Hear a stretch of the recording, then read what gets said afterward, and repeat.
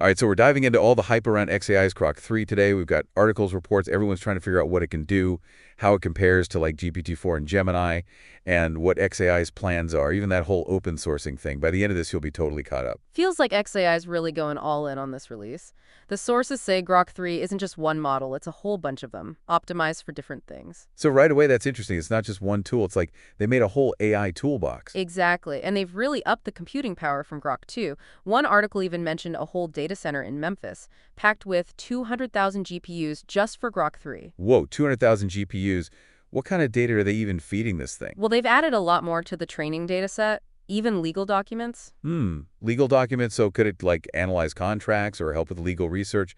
That's a big jump from writing a funny poem. It does seem like they're moving towards more specialized uses. And speaking of what it can do, there's a lot of talk about these reasoning models in Grok 3. Like they designed it to double-check its own work before giving you an answer. So it's not just finding information, it's thinking about it too. That's the idea. XAI seems really focused on accuracy and reliability this time, especially after the problems with the earlier Grok versions. Right, there was all that controversy with bias in the previous ones. So how does this reasoning thing work in practice? Well, they've got Think and Big Brain modes in the Grok app. Think is for quick answers, but Big Brain is for when you need a deeper analysis. Oh, that's cool. So if I need a quick fact, I hit think.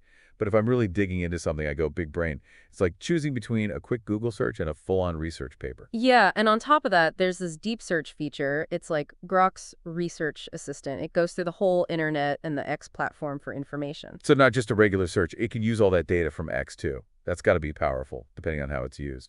Yeah, the potential's there. It could change research information access, maybe even how we form opinions, but of course all this doesn't come free. Right, there's always a catch. Grok 3 has different tiers. You get basic access with X Premium Plus, but for all the features you need, the Super Grok plan. And from what I've read, Super Grok isn't cheap. Some articles say it could be around $30 a month or $300 per year. Yeah, that's a lot for most people. It makes you wonder if people who can't afford it will get left behind in this whole AI thing. It's like access to the best AI becomes a luxury.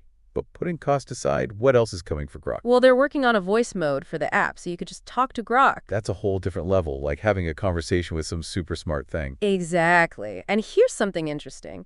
XAI is planning to open source Grok 2. Once Grok 3 is more established. Wait, hold on. What does open sourcing even mean here? It means they'll make the code for Grok 2 public. Anyone, researchers, developers, can see how it works and even build on it. So they're letting everyone look under the hood.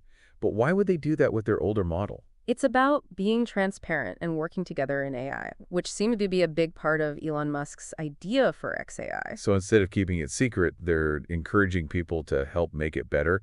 That's pretty different from most tech companies. It does challenge how we usually think about software. It'll be interesting to see how people react to it. Speaking of reactions, a lot of these articles mention Musk's focus on making AI neutral, especially after those issues with the earlier Grok versions. Yeah, he said he wants Grok 3 to be politically neutral, and that any bias before was because of the data it learned from. So the question is, how do you make sure an AI is neutral when it learns from the data it's given? That's a tough one. It makes you think about what artificial intelligence really is, and if we can even make technology that's truly neutral. It makes you wonder, can an AI ever be free from the biases of its creators, or from the biases in the data it learns from? It's a really interesting problem with big implications. We're talking about AI shaping our understanding of the world, our opinions, even our decisions. The stakes are high. And they get even higher when you add in this other thing that keeps coming up in the articles, model distillation. It sounds like something from a sci-fi movie. It does, but it's a real threat. Imagine someone making a copy of Grok 3, stealing its brain and all its knowledge. That's model distillation. And it's a big security problem for XAI. So it's not just copying the code, it's copying the AI's whole intelligence. Exactly. And it's not just a theory. Another company, DeepSeek, was accused of doing something similar, which has made everyone really nervous. So we have this amazing technology that could change how we work, learn, interact with the world, but it comes with all these ethical questions, security risks, and the big question of if we can even control something this powerful. It's a lot to think about, and we're just scratching the surface. We are, but hey, that's what these deep dives are for. Exploring the complicated stuff and hopefully understanding it a bit better. It's almost like a digital Wild West right now. Everyone's rushing to get a piece of the AI gold rush. But there's also this feeling of worry about what we might be starting. It's like standing on the edge of something huge and unknown. You're excited about what could be there, but also kind of intimidated by how big it is. And with all this going on, we can't forget about how it could affect society. These AI models are getting so advanced, so deeply woven into our lives. It's not just about convenience anymore. Right, it's about tools that could shape our opinions, influence our choices, even change how we see what it means to be human. Exactly. And that brings us back to neutrality. If we're going to use AI to help us understand the world, how can we be sure it's showing us a balanced view? Especially when we're already dealing with too much information. It's like adding another layer of complexity to an already complex system. It's something that ethicists, researchers, policymakers, they're all trying to figure it out. And it's not just a theoretical debate. We're already seeing the real-world effects of biased AI. Like those stories about algorithms being used in hiring or loans and discriminating against certain groups. Exactly. And then there's the whole problem of AI-generated misinformation. Spread out on social media, it's a really serious situation. And we need to be talking about it now while the technology is still developing. So what can we do? It feels like this AI train is moving so fast. Can we even steer it in the right direction? We have to try. It's about being proactive, not reactive. We need to be thinking critically about the data that these models are trained on, the algorithms that make them work, and what could happen if everyone starts using them. It feels like a huge responsibility, almost too much to handle, you know? It is, but it's also a huge opportunity. With all these concerns, we can't forget the good that AI could do. These tools have the power to change so many industries, from healthcare and education to research and even art. Okay, so let's focus on the good stuff for a minute. How could Grok 3 or AI in general help us? Imagine AI helping us solve our biggest problems: climate change, poverty, disease. It could speed up scientific discoveries, personalize education, even create new forms of art and entertainment that we can't even imagine yet. It's like a double-edged sword, right? It could bring out the best in us or the worst. The key is finding that balance, using the power of AI for good while minimizing the risks. It's about making sure it serves us, not the other way around. And how do we do that? Where do we even start? It starts with awareness, with these conversations, with demanding that the companies making these technologies be transparent.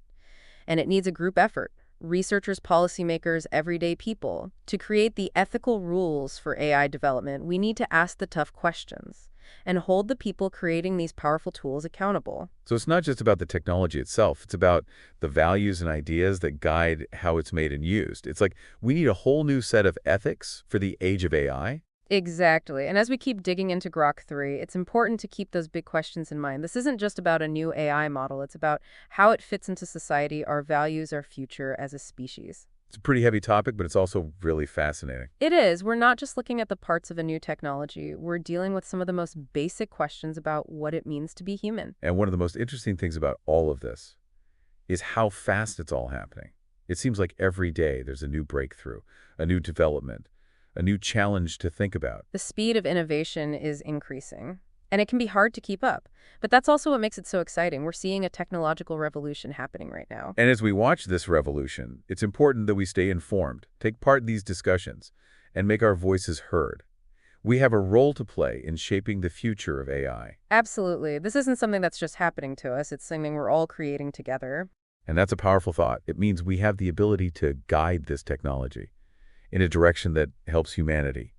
But it also means we have a responsibility to do that. It's a responsibility we can't ignore. The choices we make now will affect generations to come. So how do we make sure that those effects are good, that they lead to a future where AI makes us stronger, not weaker? It takes critical thinking, collaboration, and a commitment to ethical development.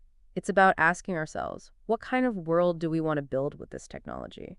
What values do we want to hold on to? And those are questions that we all need to think about, both on our own and together. It really makes you think about how we get our information and who we trust.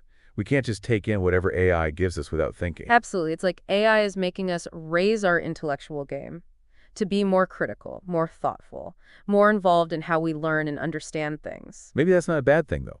Maybe this push for more powerful AI is actually pushing us to become more human. That's an interesting way to look at it. Like AI is forcing us to see our own limits, and in doing so, it's pushing us to grow. So before we finish up this deep dive, there's one thing I think we should talk more about. It wasn't really covered in the stuff we read, but it's been on my mind this whole time. Education. Ah, yes. The impact AI could have on education is huge. Tools like Grok 3 could completely change how we learn and teach, even how we think about knowledge itself. Imagine students having an AI tutor. That personalizes their learning, answers their questions right away, and helps them understand difficult ideas. It could make a good education available to anyone, anywhere. The possibilities are really exciting. But there are also things to worry about. what happens to human teachers in this situation? How do we make sure students still learn to think for themselves if they're always relying on AI? And how do we stop them from becoming too dependent on these tools? We don't want a generation that can't think on their own right. These are big questions that educators, policymakers, parents, they'll all need to figure out as AI becomes more common in schools. It's a conversation that needs to happen at the same time as the technology is being developed. So as we wrap up this deep dive into Grok 3 and the future of AI, it's clear that we're at the beginning of something really big. It's exciting, a little scary, and definitely something we all need to be paying attention to. It's a time when the lines between human and machine are getting blurry, and the decisions we make today will have huge consequences for the future. It's a lot to take in, but that's what makes these deep dives so important. They give us a chance to step back from all the headlines, explore the complicated parts of these issues, and hopefully come out of it understanding more about what's at stake. And at the end of the day, that's what it's all about, having these conversations, thinking critically, and being active in shaping the future we want. Well said. And to everyone listening out there, as you keep exploring the world of AI, remember to ask those tough questions, stay informed, and be part of the conversation. The future of AI isn't set in stone. It's something we're all creating together.